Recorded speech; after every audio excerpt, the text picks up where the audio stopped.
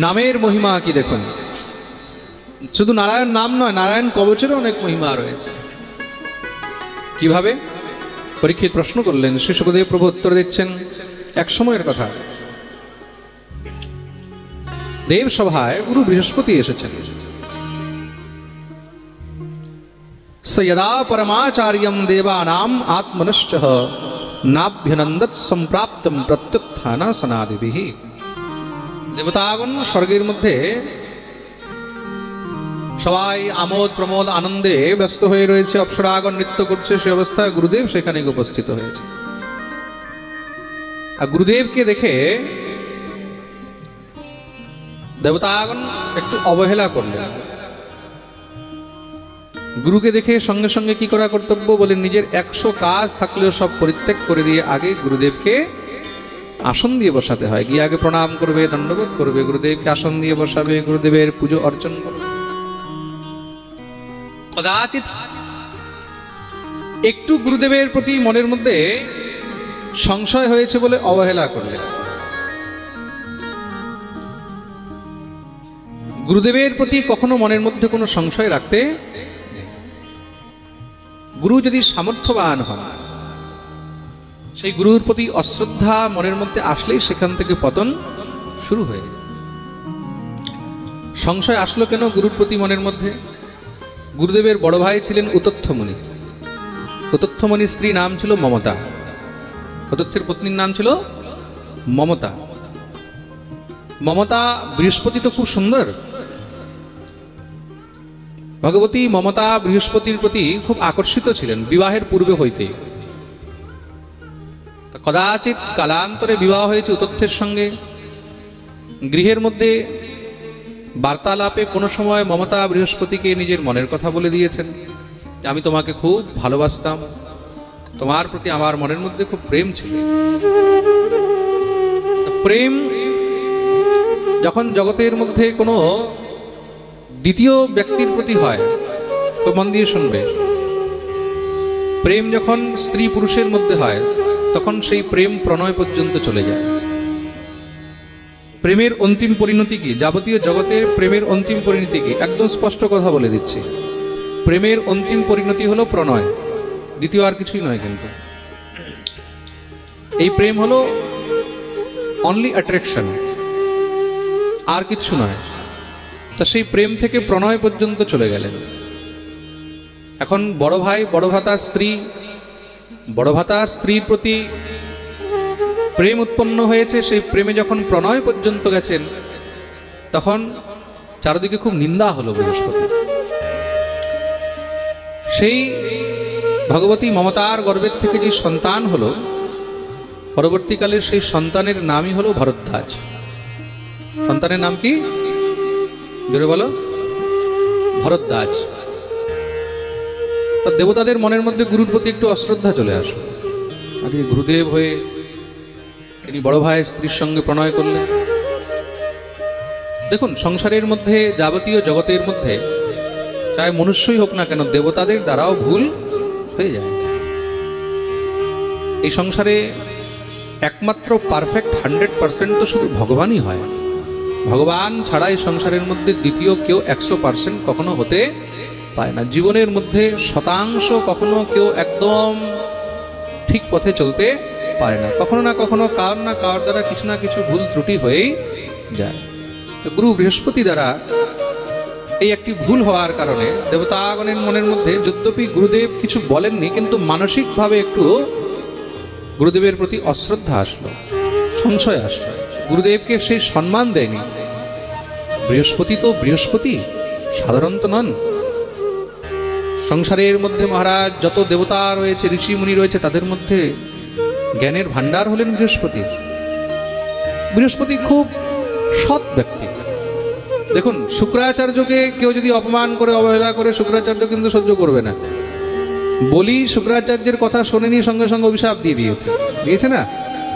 নিশ্রী কাঁচা ভবস্তত্রণে সূর্যাদয় ক্রিয়া, যাও, তোমাকে অভিশাপ দিচ্ছি, তুমি ধ্বংস হয়ে যাবে। সংসারে এরকম অনেক গুরুরা আছে।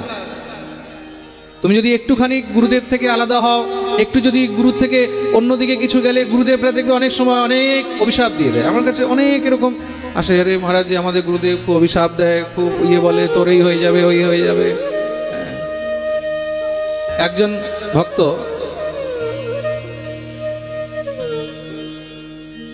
কলকাতায়, উনি আমাকে বললেন মহারাজ জি আমার গুরুদেব আমাকে অভিশাপ দিল তোর ধ্বংস হয়ে যাবে। 1 মাসের মধ্যে আমার জোয়ান মেয়ে মারা গেছে।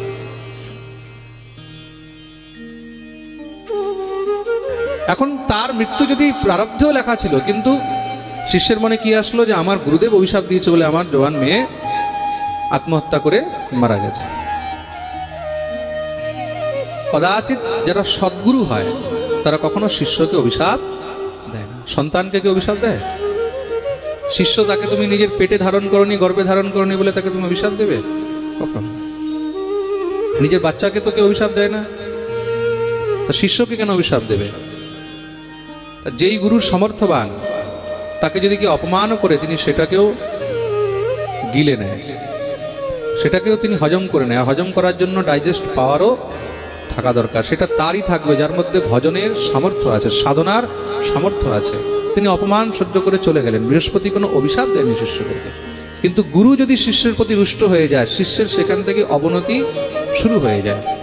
দত্তরা যখন জানতে পারলেন যে বৃহস্পতি রুষ্ট হয়ে চলে গেছেন, আক্রমণ করতে লাগলো, দেবতাদের সব সম্পত্তি হরণ করে নিয়ে চলে যাচ্ছে। দেবতা আগন চিন্তিত হয়ে কাঁদতে কাঁদতে ব্রহ্মার কাছে গেলেন। ব্রহ্মা বলেন একটা কাজ করো, যতদিন পর্যন্ত গুরুদেব নেই অন্য কাউকে গুরুরূপে গুরুর আসনে বসাও, আচার্য রূপে। কেন? দীক্ষাগুরু না হলে শিক্ষাগুরুও করা যায়। গুরুদেবকে খুব খুঁজেছেন, কিন্তু বৃহস্পতি তিনি একান্তে গিয়ে শুধু সাধনায় বসে গেছেন। এখন তারা কি করলেন? ত্বষ্টা ঋষির পুত্র ছিল, নাম হলো বিশ্বরূপ। বিশ্বরূপকে নিয়ে এসে গুরুর জায়গায় বসালেন, আচার্য রূপে তাকে বরণ করলেন। বিশ্বরূপ মহাজ্ঞানী ছিলেন। ইন্দ্র বললেন দত্তরা বারবার আমাদের উপরে আক্রমণ করে, তাহলে এমন কোনো উপায় নেই গুরুদেব তাতে যেন মৃত্যুর ভয় থেকে আমি মুক্ত থাকি? দেখুন, দেবতাদেরও কিন্তু মৃত্যুর ভয় আছে, মৃত্যুর ভয় দেবতাদেরও আছে। তা মৃত্যুর ভয় থেকে মুক্ত থাকতে পারি। বিশ্বরূপ তখন উপদেশ করলেন, তার জন্য তোমাকে নারায়ণ কবচ ধারণ করতে হবে, নিত্য নারায়ণ কবচ পাঠ করতে হবে। তাহলে প্রভু এই নারায়ণ কবচটা কি? তা নারায়ণ কবচের উপদেশ করলেন। সংসারের মধ্যে যত কবচ আছে তার মধ্যে শ্রেষ্ঠ কবচ হলো নারায়ণ কবচ, দ্বিতীয় হলো নৃসিংহ কবচ, তৃতীয় হলো সুদর্শন কবচ। তা নারায়ণ কবচের উপদেশ করলেন। यया गुप्तः सहस्राक्षः सबाहान् रिपुसैनिकान् क्रीडन्निव विनिर्जित्य त्रिलोक्याबुभुजे श्रियं भगवस्तन्ममाख्याहि वर्मनारायणात्मकं यथा तथा येनः शत्रून् येन गुप्तो जयन् मृधे मृतः पुरहृतस्त्वाष्ट्रो महेन्द्रायानुपृच्छते नारायणाख्यं वर्माः तदिहैकमनाशृणुः धौताङ्घ्रिपाणिराचम्य सपवित्र उदङ्मुखः कृतस्वाङ्गकरन्यासो मन्त्राभ्यां वाग्यत शुचिः ॐ नमो नारायणायेति विपर्ययमथापिबा। এই প্রকার নারায়ণ কবচের উপদেশ দিলেন। খুব মন দিয়ে শুনবে, 42টি শ্লোকের মধ্যে নারায়ণ কবচের উপদেশ আছে। নারায়ণ কবচ ধারণ করে ইন্দ্র মৃত্যু ভয় থেকে মুক্ত হয়ে গেলেন। যে জীব নারায়ণ কবচ নিত্য পাঠ করে, খুব মন দিয়ে শুনবে, নারায়ণ কবচ যে নিত্য পাঠ করে বা নারায়ণ কবচ যে ধারণ করে তার কখনো অপমৃত্যু বা অকাল মৃত্যু হয় না, মৃত্যু ভয় থাকে না। এটা একদম কনফার্ম। প্রেম সে বলো। তার জন্য যার নারায়ণ কবচ সিদ্ধ আছে, সিদ্ধি প্রাপ্ত করে রেখেছেন যিনি, তার কাছ থেকে নারায়ণ কবচ যদি নেওয়া যায় কোনো রকমে, বা যদি কোথাও নারায়ণ কবচের বিশিষ্ট মহারাজ নারায়ণ যজ্ঞ করা হয়, সেখান থেকে যদি কবচ তৈরি করা হয়, সেই কবচ ধারণ করলে তখন মৃত্যু ভয় থেকে মুক্তি হয়।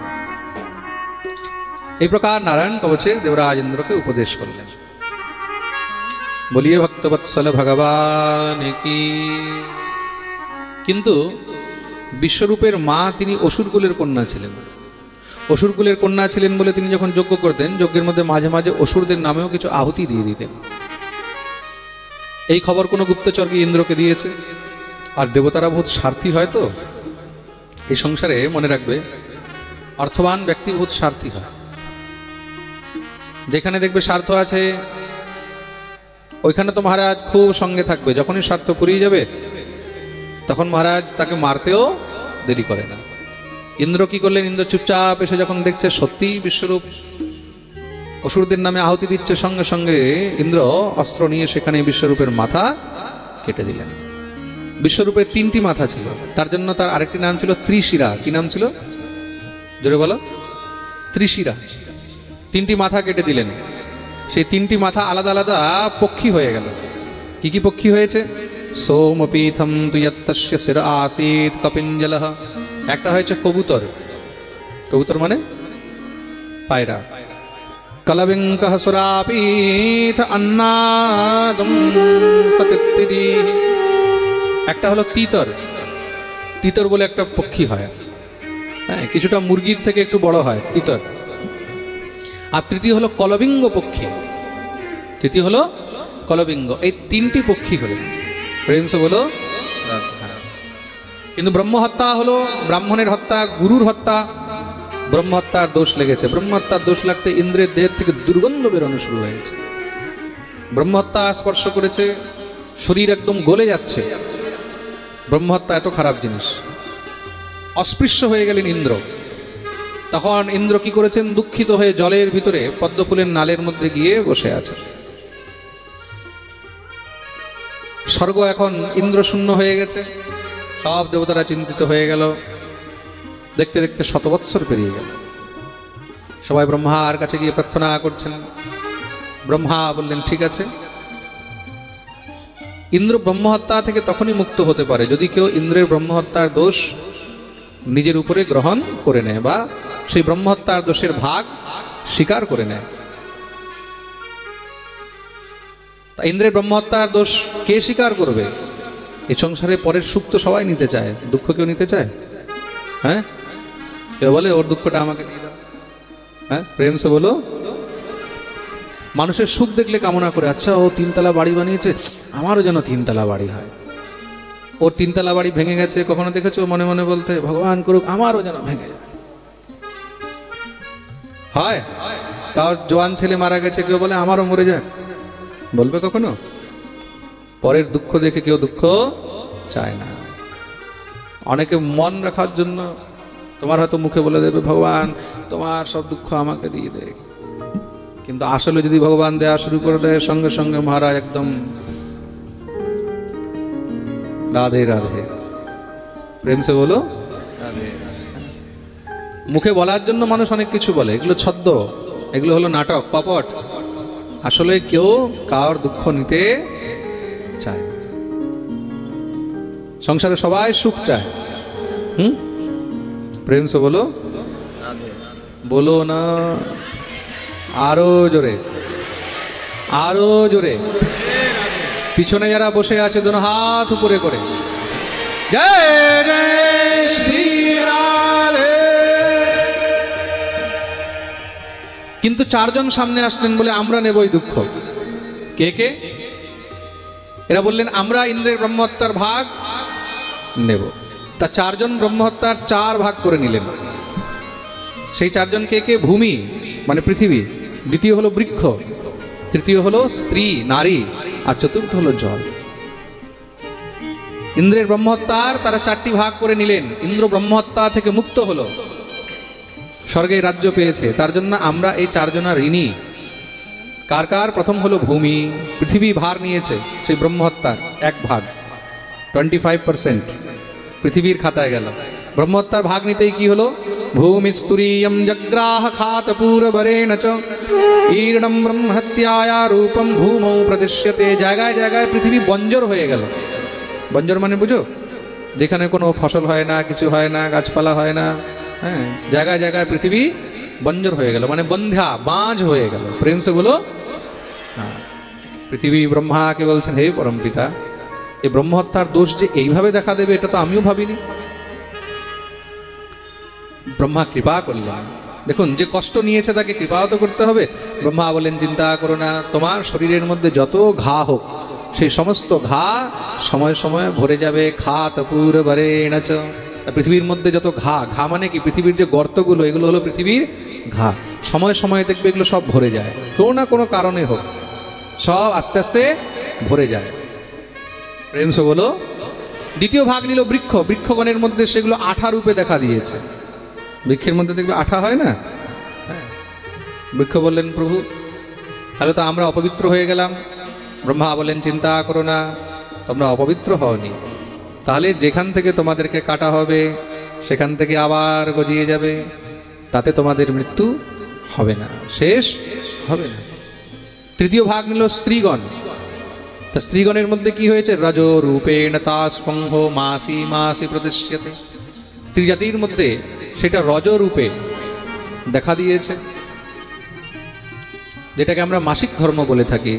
স্ত্রীগণ তখন বললেন হে পরমপিতা, আমরা তো অপবিত্র হয়ে গেলাম, এইভাবে তো আমরা ভগবত সেবায় ঠাকুর সেবায় কোনো দৈবীয় কার্যে লাগবো না। ব্রহ্মা বলেন চিন্তা করো না, এটা শুধু মাসে 5 দিবস 5 দিনের জন্যই থাকবে। মাসি মাসি প্রদৃশ্যতে, মাসে মাসে এটা দেখা দেবে। আর এই কারণেই নারী পবিত্র থাকবে, স্ত্রী পবিত্র থাকবে, কখনো স্ত্রী অপবিত্র হয় না। প্রেম সে বলো। তো মন দিয়ে শুনবে, এই কারণেই স্ত্রীকে পবিত্র বলা হয়েছে। কদাচিৎ যদি কোনো স্ত্রী বিধবাও হয়ে যায়, তার স্বামীর মৃত্যু হয়েছে, তখন তাকে দ্বিতীয় বিবাহ দেওয়া যায়, সে অপবিত্র হয় না। খুব মন দিয়ে শুনবে। তো কদাচিৎ স্ত্রীর বিবাহের নিয়ম কি? স্বামী যদি মারা গেছে, তার কোনো সন্ততি নেই, সেই স্ত্রীকে বিবাহ দিয়ে দেওয়া উচিত। অনেকে বলে ঈশ্বরচন্দ্র বিদ্যাসাগর তিনি বিধবা বিবাহ আরম্ভ করে গেছেন, বলে না? কোথা থেকে বলে? এগুলো তারাই বলে যারা গ্রন্থ শাস্ত্র কোনোদিন পড়েনি। আগে মানুষের কাছে এত অধ্যয়ন ছিল না, জ্ঞান ছিল না। ঈশ্বরচন্দ্র বিদ্যাসাগর তিনি শাস্ত্র পড়েছিলেন। বিদ্যাসাগর এমনিতে বলা হয়েছে উনি গ্রন্থ পড়তেন। উনি দেখেছেন আমাদের হিন্দু ধর্মের মধ্যে বিধবা বিবাহের আইন রয়েছে, আমাদের শাস্ত্রের মধ্যে সেই পারমিশন রয়েছে, তার জন্য তিনি সেটাকে স্বীকার করিয়ে গেছেন। কিন্তু আমাদের শাস্ত্রের মধ্যে পূর্ব থেকেই এই নিয়ম ছিল। কদাচিৎ যদি স্বামী পরিত্যাগ করে দিয়ে চলে যায়, তা সেই পরিত্যক্তা নারী কোথায় যাবে? যদি তার কোনো আশ্রয় না থাকে, তখন তাকেও বিবাহ দেওয়া যায়। সমাজের মধ্যে যেন ব্যভিচার না বাড়ে, তার জন্য তাকে বিবাহ দিয়ে দেওয়া উচিত। তো বিবাহের জন্য আচার সংহিতায় নিয়ম রয়েছে, কোনো স্ত্রীকে বেশি থেকে বেশি 3 বার বিবাহ দেওয়া যায়। খুব মন দিয়ে শুনবে। কোনো কারণে যদি বিবাহ করতে হয়, প্রথমের পরে দ্বিতীয় বা দ্বিতীয়র পরে অন্তিম হলো তৃতীয়, 3 বিবাহর পরে যদি সে আবার বিবাহ করে বা তাকে যদি বিবাহ দেওয়া হয়, তখন তাকে বেশ্যা বলা হয়। কি বলা হয়? খুব মন দিয়ে শুনবে। তা বেশি থেকে বেশি আচার সংহিতার মধ্যে বিবাহের নিয়ম 3 বার পর্যন্ত দেওয়া রয়েছে, তার উপরে নয়। প্রেম সে বলো। এটা মনে পড়ে গেল বলে বলে দিলাম, এটা জেনেও নেওয়া উচিত। কোনো নারীকেও যদি এরকমও কোনো সমস্যা হয়, অনেক জায়গায় দেখা যাচ্ছে স্বামী মারা গেল, দ্বিতীয় বিবাহ করলো, ওখানে কোনো শান্তি হলো না, আবার বিয়ে করে নিল, ওখানে কি ঝঞ্ঝট হলো, আবার বিয়ে করে নিল। আজকাল তো টিভি সিরিয়ালের মধ্যে এগুলোই দেখায়, 4 বার 5 বার বিয়ে হয়ে যাচ্ছে। আরে বাবা, সব খেলা মনে করে রেখে দিয়েছে। তাই সব থেকে সাবধান। প্রেম সে বলো। তা মাসি মাসি প্রদৃশ্যতে, ব্রহ্মা আশীর্বাদ দিলেন। তার মধ্যে পবিত্রতা কি করে বোঝা যাবে? সর্বপ্রথম 3 দিন পর্যন্ত সেই স্ত্রী গৃহের মধ্যে কোনো প্রকারের কোনো শুভকর্ম ইত্যাদি করবেন না। 4র্থ দিনে সে স্বামীর সেবা, স্বামীর জন্য রন্ধন ইত্যাদিও করতে পারে। 5ম দিন থেকে সে দৈব কার্য, 5 দিন পরে নয়, 5ম দিন থেকেই, 5ম দিন স্নান ইত্যাদি করে মাথা ধুয়ে তৎপশ্চাৎ দেব কার্য, পিতৃকার্য ইত্যাদি করতে পারে, ঠাকুর সেবা ইত্যাদি সব কাজ করতে পারে। প্রেম সে বলো। এই নিয়ম শাস্ত্রে বলা হয়েছে। 4র্থ ভাগ নিলেন জল। জলের মধ্যে সেটা ফেনা রূপে দেখা দিয়েছে। কিসের রূপে? হ্যাঁ, ফেনা। এখন জল ব্রহ্মার কাছে বলছেন হে প্রভু, আমরা তো অপবিত্র হয়ে গেলাম, তাহলে এই ফেনা তো জলের মধ্যে সবসময় থাকবে। ব্রহ্মা বললেন চিন্তা করো না, জল সবসময় পবিত্র থাকবে। মৃদা স্পর্শিত জল, যেটা মাটির সঙ্গে স্পর্শ হয়ে আছে, সেই জল সবসময় পবিত্র থাকবে। তার জন্য গ্রহণের মধ্যে যদি জল আলাদা করে রাখা থাকে, ওগুলো ফেলে দিতে হয়, ওই জল ফেলে দিতে হয়, অপবিত্র হয়ে যায়। কিন্তু যদি মাটির সঙ্গে স্পর্শ হয়ে রয়েছে, সেটা পবিত্র থাকে। প্রেম সে বলো। এই প্রকার চারজন ব্রহ্মহত্যার দোষ নিলেন। ইন্দ্র ব্রহ্মহত্যা থেকে মুক্ত হয়ে আবার সিংহাসনে বসেছেন। সব থেকে আগে গিয়ে এবার প্রায়শ্চিত্ত করলেন, গুরুদেবের চরণে গিয়ে প্রণাম করেছেন, অশ্রুবিন্দু দিয়ে গুরুদেবের চরণ ধৌত করেছেন, চোখের জল দিয়ে ক্ষমা যাচনা করলেন, গুরুদেব আমাদের দ্বারা অনেক বড় ভুল হয়ে গেছে, অপরাধ হয়ে গেছে। বৃহস্পতি খুব সরল হৃদয়, অপমান করেছিলেন, কিচ্ছু বলেননি, চুপচাপ বেরিয়ে চলে গেলেন। ক্ষমা চেয়েছেন, চরণে পড়েছেন, গুরুদেব আপনার আসন আপনি স্বীকার করুন। বৃহস্পতি সহজেই চলে আসলেন, দেবতাদের মঙ্গল হলো। এই প্রকার মহারাজ নারায়ণ কবচের মহিমা বর্ণন করা হয়েছে। পরীক্ষিত প্রশ্ন করলেন, বলে প্রভু একটি কথা বলুন, ভগবান কি কখনো অসুরদের উপরেও কৃপা করেন? শ্রী শুকদেব প্রভু বলছেন, নিশ্চয়ই করেন।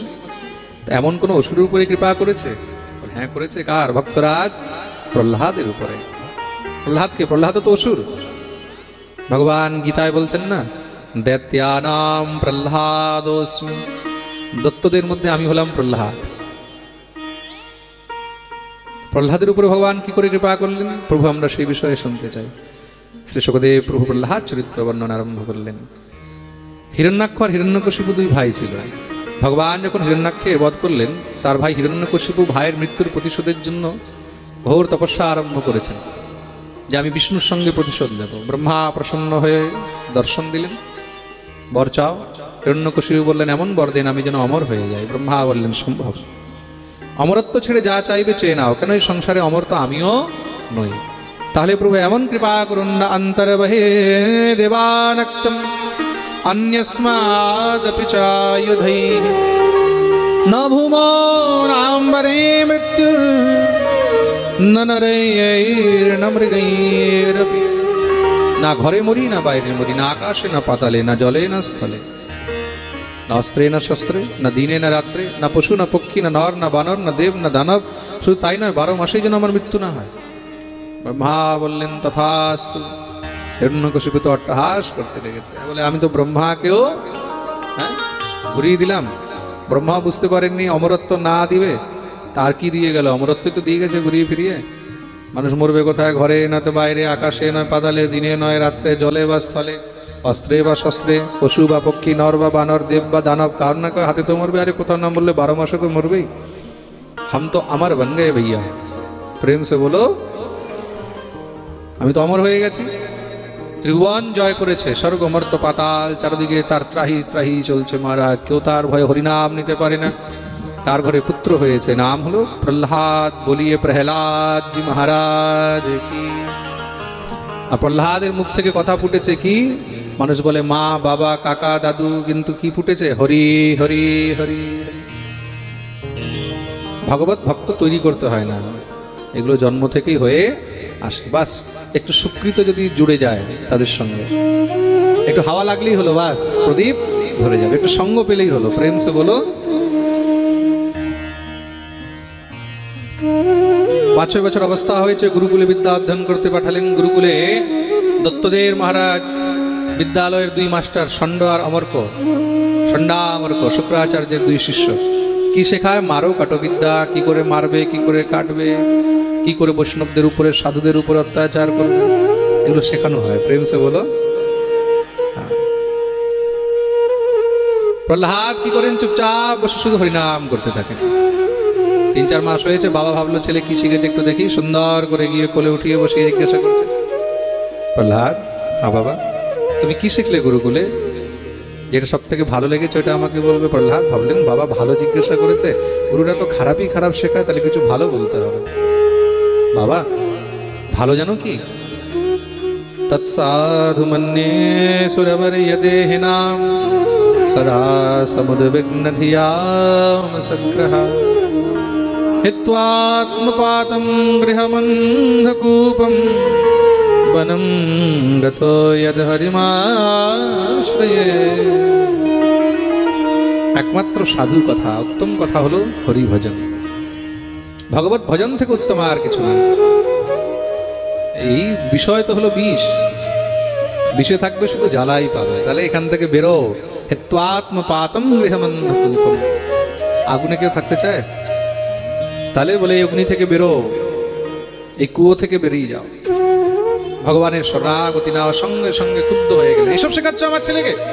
স্বর্ণাবর্গ থরথর করে কাঁপছে। মহারাজ আমরা শেখাইনি, নিশ্চয়ই আপনার কোনো শত্রুই এসে হরিনাম শিখিয়ে গেছে। বাবা প্রহ্লাদ, গুরুরা যা শেখায় তাই বলতে হয়। এসব হরিনাম, এই নারায়ণের নাম, এগুলো নিতেন, এগুলো বাজে কথা। প্রহ্লাদ বুঝতে পারলেন না আমি খারাপ কি বললাম। হয়তো বাবা এবার বুঝেনি, আগামীবার ভালো করে বুঝিয়ে দেবো। গুরুরা আবার সেই মারকাটা বিদ্যা শেখায়। প্রহ্লাদ চুপচাপ বসে হরিনাম করতে থাকে। 3-4 মাস আরো পেরিয়েছে। বাবা ভাবলেন দেখি এবার ছেলে কি শিখেছে। গিয়ে সুন্দর করে কোলে উঠিয়ে বসিয়ে জিজ্ঞাসা করছেন, বৎস প্রহ্লাদ ভদ্রম। প্রহ্লাদ, হ্যাঁ বাবা, তুমি যা শিখেছো তার মধ্যে যেটা সব থেকে উত্তম কথা, সে উত্তম কথা আমাকে শোনাও, ভালো কথা। প্রহ্লাদ বললেন, ভালো জিজ্ঞাসা করেছে তো ভালোই বলতে হবে বাবা। সব থেকে উত্তম কথা হলো ভগবত ভক্তি। ভগবানের ভক্তি থেকে উত্তম আর কিছু নেই। ভক্তি হলো ভগবানকে পাওয়ার সহজ সরল রাস্তা। আর ভক্তি কত প্রকারের? বলে 9 প্রকারের। কি কি? শ্রবণম কীর্তনম বিষ্ণু, স্মরণম পাদ সেবনম, अर्चनं वन्दनं दास्यं, सख्यमात्मनिवेदनम्। শ্রবণ, কীর্তন, স্মরণ, পাদ সেবন, অর্চন, বন্দন, দাস্য, সখ্য আর আত্মনিবেদন। এই 9টি হলো নবধা ভক্তি। সঙ্গে সঙ্গে কোলের থেকে ছুঁড়ে ফেলে দিলেন। কুলাঙ্গার, আমাদের দত্তরূপী চন্দনবনে তোর মতন কাঁটা গাছ কোথার থেকে উৎপন্ন হলো? মেরে ফেলো এই দুষ্টকে। দত্তরানী গিয়ে পাহাড় থেকে নিচে ফেলে দিয়েছেন। স্বয়ং ভগবান রক্ষা করলেন, হাতির পায়ের নিচে ফেলে দিয়েছে। ভগবান রক্ষা। কাল কোঠরিতে বন্ধ করে দেওয়া হয়েছে, অন্ন জল বন্ধ। মা ভগবতী অন্নপূর্ণা এসে নিজে খাওয়াচ্ছেন। ভগবান যদি কাউ রক্ষা করে, সংসারে কেউ তাকে মারতে পারে? जाको राखे साइया मार सके ना कोई, बाल न बांका कर सके जो जग बैरी हो। যাকে ভগবান রক্ষা করেছেন, এই সংসারে তার কেউ কিছু চাইলেও কিছু করতে পারবে না। তুমি খালি গোবিন্দের চরণ ধরে রাখো। হিরণ্যকশিপুর বোন এসেছে, হোলিকা, বলে আমি মারবো। কিভাবে? ব্রহ্মার বরদান রয়েছে, আমার গায়ে আগুন লাগে না। তাহলে বলে প্রহ্লাদকে কোলে নিয়ে চেপে ধরে বসে যাবো, চারদিক দিয়ে আগুন লাগিয়ে দেবে, জ্বলে ছাই হয়ে যাবে। তাই হোক। তাই করা হলো। প্রহ্লাদ বসে বসে শুধু হরিনাম করছে, চারদিক দিয়ে আগুন লাগিয়ে দেওয়া হলো। দেখতে দেখতে মহারাজ হোলিকা জ্বলতে লেগেছে, জোরে জোরে চেঁচাচ্ছে, বাঁচাও বাঁচাও বাঁচাও। প্রহ্লাদের জন্য অগ্নিও একদম চন্দনের মতন শীতল হয়ে গেছে। দেখতে দেখতে হোলিকা গোবিন্দায় নমো নমঃ, হোলিকার উদ্ধার হয়ে গেল। ভক্তদের যে কি আনন্দ! ভক্তরা মিলে ছাই নিয়ে উড়াচ্ছে, মাখামাখি করছে, গলাগলি করছে, জয় জয়কার করছে। সেদিন থেকে সেই হোলিকা উৎসব শুরু হয়েছে। দেখুন, ওই যে বলা হয়েছে তুমি গোবিন্দের চরণ ধরে রাখো। ভগবান সহায় হলে এই সংসারে কেউ তোমার কিচ্ছু করতে পারে না, এটা একদম নিশ্চিত। লিখে রেখে নিন। কিন্তু হ্যাঁ, তোমাকে ভগবানের চরণ ধরে রাখতে হবে। সংসারে অনেক প্রকারের তোমার উপরে বিপত্তি আসবে, আপত্তি আসবে, অনেক প্রকারের অনেক যন্ত্রণা হবে। তাতে যেন তুমি গোবিন্দের চরণ ছেড়ে দাও। কিন্তু এটাই হলো তোমার পরীক্ষার সময়। যত কষ্ট আসুক, যত যন্ত্রণা আসুক, যতই দুঃখ আসুক, যতই বিপত্তি আসুক, তার মধ্যে গোবিন্দের চরণ কখনো ছাড়বে না। जानकी नाथ सहाय करे तब कौन बिगाड़ करे नर तेरा। আরে মানুষ তোমাকে 2 হাত দিয়ে তো নামাবে, আর ভগবান 1000 হাত দিয়ে তোমাকে তুলবে। अपना हरि है 1000 हाथ वाला, ओ दीन दयाला, हरि है 1000 हाथ वाला। भगवान हलेन 1000 हाथवाला। सहस्र शीर्षा पुरुष सहस्राक्ष सहस्रपात, যার 1000 হাত রয়েছে। ভগবান 1000 হাত দিয়ে রক্ষা করবে। জগৎ 2 হাত দিয়ে তোমাকে কি করবে? তার চরণ ধরে প্রেম সে বলো। क्यों হিরণ্যকশিপুকে বুদ্ধি দিয়েছে বলে তোমার ছেলে তো মহাবলবান, এইভাবে তাকে মারতে তো পারছো না, একটা কাজ করো গুরুকুলে পাঠিয়ে দাও, আস্তে আস্তে যখন বুদ্ধি ঠিক হবে দেখবে অসুরদের নাম আরো আগে নিয়ে যাবে। আবার গুরুকুলে পাঠালেন। গুরু সন্ন্যামর্ক প্রহ্লাদকে বলছে দেখো বেটা, এবার যদি তুমি হরিনাম নিয়েছো তোমার বাবা তোমাকে না আগে আমাদেরকে মারবে, দয়া করে আর হরিনাম নিও না। প্রহ্লাদ বলেন আর দরকারও হবে না নেওয়ার, চিন্তা করো না। একদিন সন্ন্যামর্ক গুরু কোথাও পৌরোহিত্য করার জন্য যজমানের বাড়ি যাবে, তা ভাবলেন আজকে বিদ্যালয়ে কার উপরে দেওয়া যায়, দায়িত্ব প্রহ্লাদের উপরে দিয়ে গেলেন। দেখবে কেউ যেন কোনো বদমাশি শয়তানি না করে। প্রহ্লাদ বললেন ঠিক আছে গুরুদেব, আমরা বিকেল পর্যন্ত চলে আসবো। প্রহ্লাদ দেখলেন খুব সুন্দর সুযোগ, গুরুরা নেই, সব অসুর বালকদেরকে নিয়ে ডেকে নিয়েছে। চলো চলো ভাই আসো বসো। কি বলে আজকে আর কোনো লেখাপড়া হবে না, তাহলে বলে নতুন খেলা খেলবো। প্রহ্লাদ নতুন খেলা? বাচ্চাদেরকে যদি বলা হয় খেলা হবে তাহলে দেখো কি আনন্দ। আচ্ছা কেমন খেলা, কি খেলা? বলে আজকে কীর্তনের খেলা হবে। কিভাবে? আমরা সবাই মিলে হরিনাম সংকীর্তন করব। প্রহ্লাদ হরিনাম? হরিনাম শুনলে তো তোর বাবা মেরে ফেলবে আমাদেরকে। বলে আমাকে মারতে পেরেছে? বলে না, তাহলে যে আমাকে বাঁচিয়েছে সে তোদেরকেও বাঁচাবে। তোর ভগবান এত সামর্থ্যবান? বলে নিশ্চয়ই, কিন্তু শুনেছি ভজন সাধন এগুলো নাকি বুড়ো বয়সে করে হরিনাম। বলে যে বলে সে পাগল। তাহলে ভগবত ভক্তি আর ভজনের বাস্তবিক সময় হলো বাল্যকাল। কৌমারে আচরেত প্রাজ্ঞো ধর্মান ভাগবতানিহ দুর্লভম মানসম জন্ম তদপ্যধ্রুবমর্থদম। বাস্তবিক সময় হলো বাল্যকাল। বাল্যকাল থেকেই হরিভজন শুরু করে দেওয়া উচিত। মনে রাখবে বুড়ো বয়সে ভগবানের ভজন হয় না। প্রেম সে বলো। বয়স যদি কম হয় না, তুমি 500 সিঁড়িও একদম লাফিয়ে লাফিয়ে নাচতে নাচতে উঠে যাবে। উঠে যাবে তো, হ্যাঁ।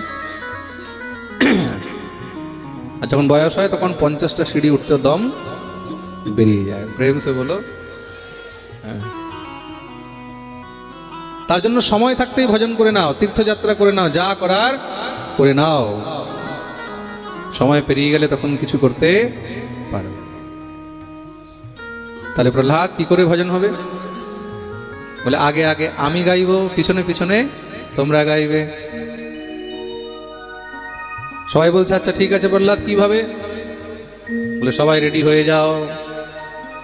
শ্রীমন্নারায়ণ নারায়ণ নারায়ণ, শ্রীমন্নারায়ণ নারায়ণ নারায়ণ, শ্রীমন্নারায়ণ নারায়ণ নারায়ণ, শ্রীমন্নারায়ণ নারায়ণ নারায়ণ, শ্রীমন্নারায়ণ নারায়ণ নারায়ণ, শ্রীমন্নারায়ণ নারায়ণ নারায়ণ, হরি নারায়ণ নারায়ণ নারায়ণ, শ্রীমন্নারায়ণ নারায়ণ নারায়ণ। হাত উপরে করে তালি সেবা করে হরি বল।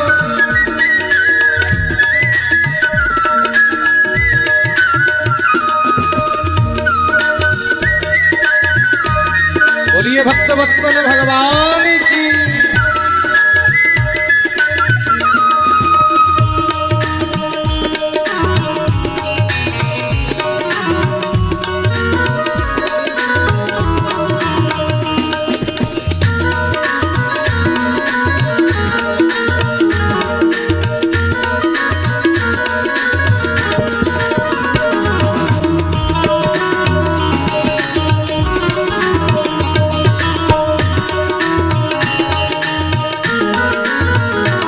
लक्ष्मी नारायण नारायण नारायण, लक्ष्मी नारायण नारायण नारायण, वेंकट नारायण नारायण नारायण, वेंकट नारायण नारायण नारायण, तिरुपति नारायण नारायण नारायण, तिरुपति नारायण नारायण नारायण, तिरुपति नारायण नारायण नारायण, तिरुपति नारायण नारायण नारायण, रंग नारायण नारायण नारायण, रंग नारायण नारायण नारायण।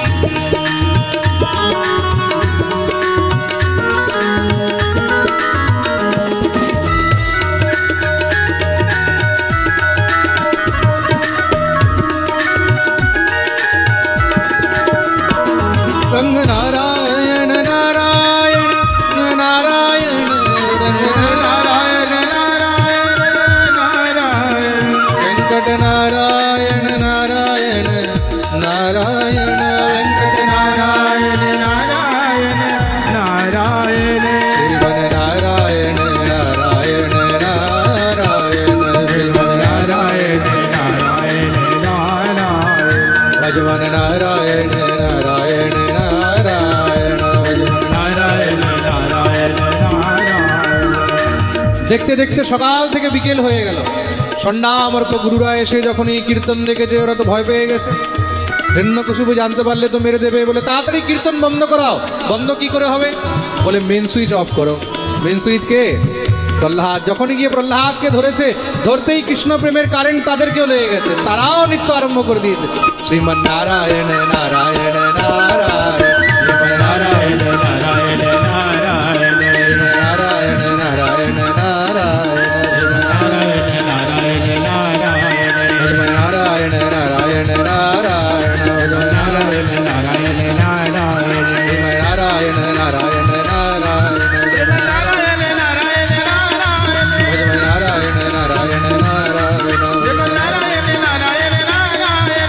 হিরণ্যকশিপু খবর পেয়ে সঙ্গে সঙ্গে সৈন্য পাঠিয়ে যাও, বন্দি বানিয়ে নিয়ে আসো। যত সৈন্য এসেছে মহারাজ, ওই মহারাজ বাচ্চাদেরকে ধরতে ধরতে ওই কৃষ্ণ প্রেমের কারেন্ট তাদেরকেও ধরে নিয়েছে। আরো পাঠায়, যত পাঠায় সব মহারাজ গিয়ে সেই কারেন্টে ধরে যায়, আর কেউ ফিরে আসে না। হিরণ্যকশিপু এসে দেখলো, আমি দেখি কি হচ্ছে, কি দেখছি, ওরে বাপরে বিশাল সংকীর্তন চলছে। শ্রীমন নারায়ণ নারায়ণ নারায়ণ নারায়ণ নারায়ণ নারায়ণ নারায়ণ নারায়ণ নারায়ণ নারায়ণ নারায়ণ নারায়ণ। হিরণ্যকশিপু দেখলো আমি স্পর্শ করলেই কারেন্ট আমাকেও ধরে নেবে, তাহলে বলে না না ছোঁয়া যাবে না। জোরে গর্জনা করে উঠেছে, বন্ধ করো। আর থর থর থর থর করে কাঁপতে লেগেছে। তাড়াতাড়ি বসে যাও, নাহলে হিরণ্যকশিপু চলে আসবে। যে যেখানে আছে সেখানেই বসে যাও। দেখতেই দেখতে মহারাজ হিরণ্যকশিপু গর্জনা করে উঠেছে, আরে দুষ্ট, আমার ভয়ে সমস্ত জগৎ কাঁপে, আর তোর ভয় লাগে না? প্রহ্লাদ বলছে, বাবা ভয় কিসের?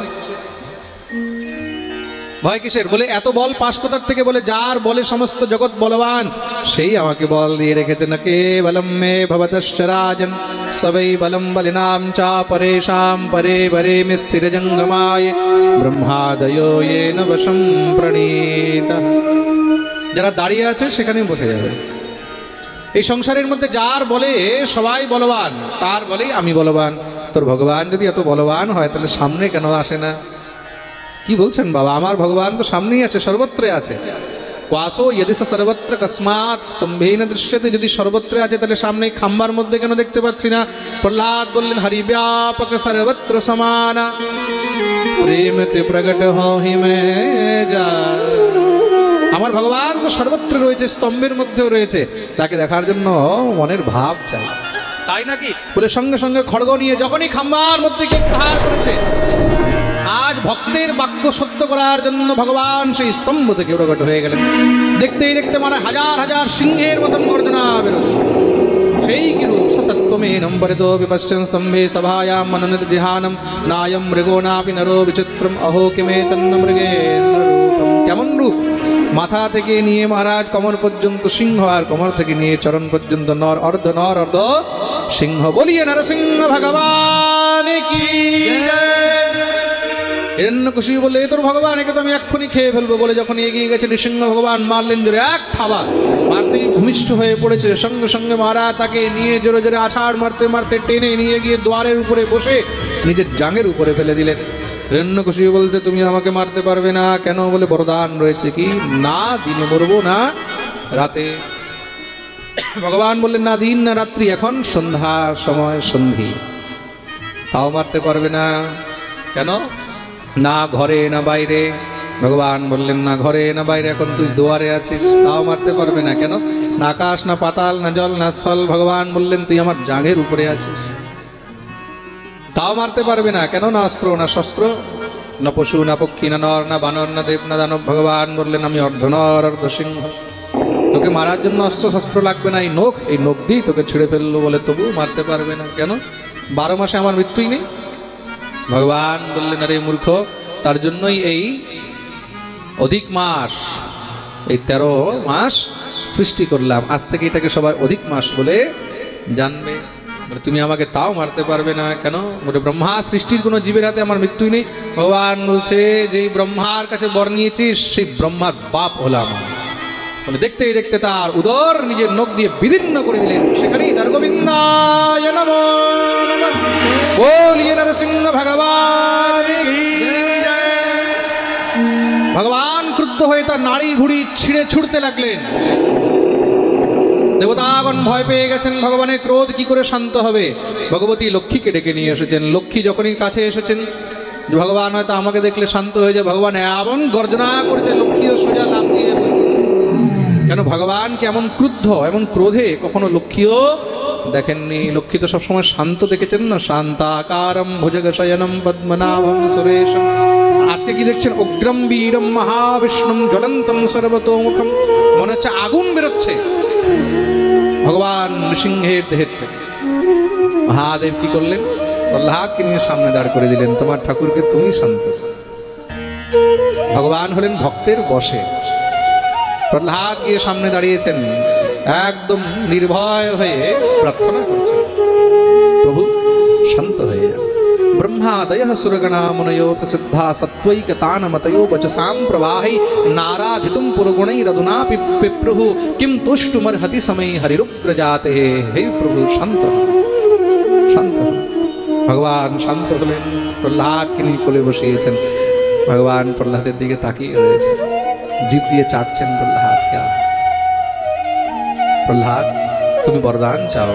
প্রভু, আমার পিতা জীবনে অনেক পাপ করেছে, তার জন্য উদ্ধার হয়। ভগবান বললেন, চিন্তা করো না, যেদিন তোমার মতন ভক্তের জন্ম হয়েছে, তোমার 3 কুলের 21 পিঢ়ির উদ্ধার হয়ে গেছে। ত্রিসপ্তভি পিতা পুতঃ পিতৃভি সহতেনগ যৎ সাধুষ্য কুলে জাতো ভবান বৈ কুল পাবনঃ। ভগবান প্রহ্লাদকে অভয় দিলেন, কৃপা করেছেন, কোলে বসিয়ে রয়েছেন। সমস্ত দেবতাগণ দিব্য ভগবান নৃসিংহদেবের স্তুতি করছেন। আসুন আমরা একটু নৃসিংহদেবের স্তুতি করি। সেই নৃসিংহদেবের আমি একটি স্তুতি লিখেছি, ওই স্তুতিটা সবাই মিলে আমার সঙ্গে গান করবেন। হে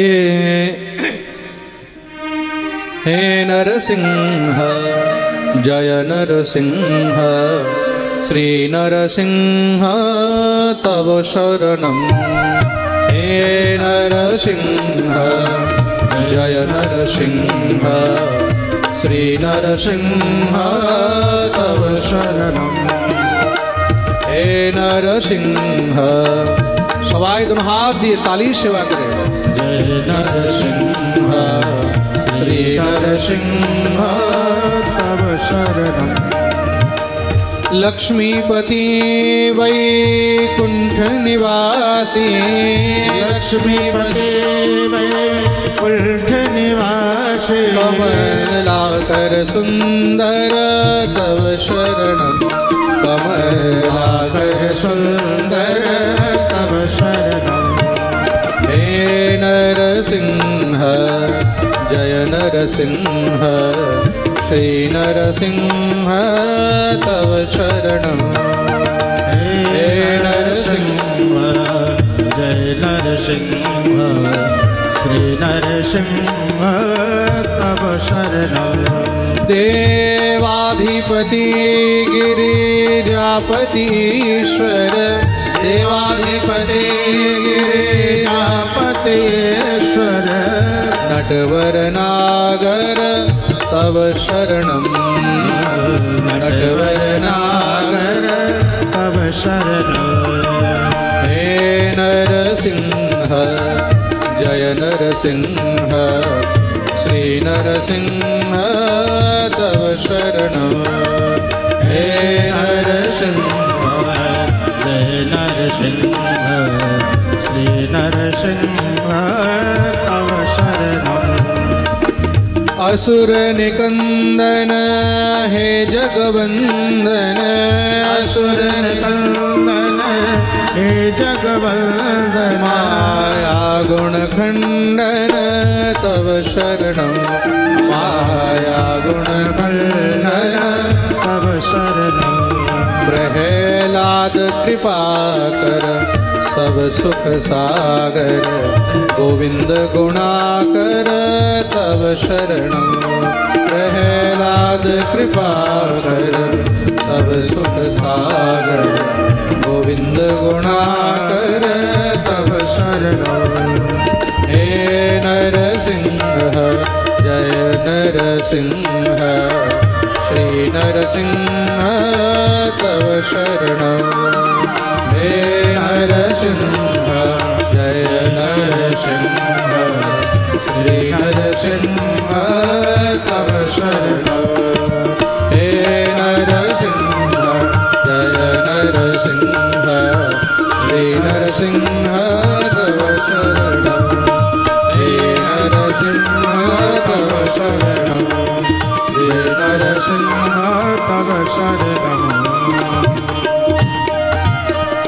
बोलिए नृसिंह भगवान की जय जय जय श्री राम। आज এই নৃসিংহ চরিত্রের সঙ্গে এই তৃতীয় দিবসের কথাকে আমরা এখানে বিশ্রাম দেব। খুব মন দিয়ে শুনবে। কালকের পাঠে আমরা গজেন্দ্র মোক্ষ, সমুদ্র মন্থন, বামন অবতার, সূর্যবংশ বর্ণন আর শ্রীকৃষ্ণ জন্ম, নন্দোৎসব, কৃষ্ণ জন্ম উৎসব পর্যন্ত কথা বর্ণন শ্রবণ করব। কৃষ্ণ জন্মে নিয়ম রয়েছে, সবাই হলুদ রঙের কাপড় পরে আসে। যাদের যাদের কাছে আছে সবাই কালকে হলুদ রঙের বস্ত্র পরে আসবে, ভাইরা আর মাইরা। যাদের কাছে হলুদ নেই লাল গোলাপি চলবে, কিন্তু কালো পরে আসবে না। কেন জানো? কালো পরে থাকতো কংস আর পুতনা। প্রেম সে বলো। আর তার সঙ্গে কালকে আমাদের কমিটিকে বলছি, খুব মন দিয়ে শুনবে। কমিটি কালকে বেলুন টেলুন দিয়ে সুন্দর করে সব সাজাবে। কালকে কৃষ্ণ জন্ম হবে। আর চকলেট বিস্কুট খেলনা এনে রাখবে, সব লুটালুটি ছোড়াছড়ি হবে। আপনারাও চকলেট বিস্কুট খেলনা নিজের নিজের নিয়ে আসতে পারেন, ওগুলো এখানে এসে জমা দেওয়া হবে। ওইগুলো সব একসঙ্গে মিলিয়ে খুব করে লুটালুটি হবে। কিন্তু মনে রাখবে কালকে কেউ অরিজিনাল সোনা গয়না পরে আসবে না। যারা পরে আসবে ডুপ্লিকেট পরে আসবে। কেন? লুটালুটির মধ্যে যদি এদিক ওদিক কিছু হয় সব হরিলুট হয়ে যাবে। তার জন্য আগে থেকে সাবধান করে দিচ্ছি। আসুন এবার আরতি হবে। আরতির পরে সবাই প্রসাদ নিয়ে গন্তব্যে গমন। আমাদের মুখ্য যজমান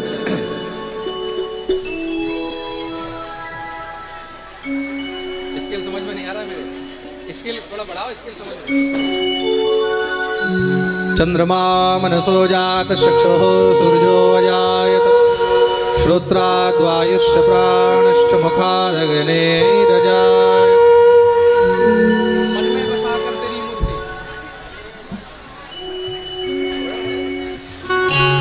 मन में बसा कर तेरी मूर्ति उतारूं मैं गिरधर तेरी आरती। मन में बसा कर तेरी मूर्ति उतारूं मैं भगवन तेरी आरती। मन में बसा कर तेरी मूर्ति उतारूं मैं भगवन तेरी आरती। मन में बसा कर तेरी मूर्ति उतारो मैं भगवन तेरी आरती। करुणा करो कष्ट हरो ज्ञान दो भगवन, भव में फंसी नाव मेरी तार दो भगवन। करुणा करो कष्ट हरो ज्ञान दो भगवन, नाव मेरी तार दो भगवन। दर्द की दवा तुम्हारे पास है, दर्द की दवा तुम्हारे पास है। जिंदगी दया की है भीख मांगती। मन में बसा कर तेरी मूर्ति उतारो मैं भगवन तेरी आरती। मांगू तुझसे क्या मैं यही सोचूं भगवन, जिंदगी जब तेरे नाम कर दी अर्पण। मांगू तुझसे क्या मैं यही सोचूं भगवन, जिंदगी जब नाम तेरे कर दे अर्पण। सब कुछ तेरा कुछ नहीं मेरा, सब कुछ तेरा कुछ नहीं मेरा। चिंता है प्रभु तुझको संसार की। मन में बस आशा कर मेरी मोहे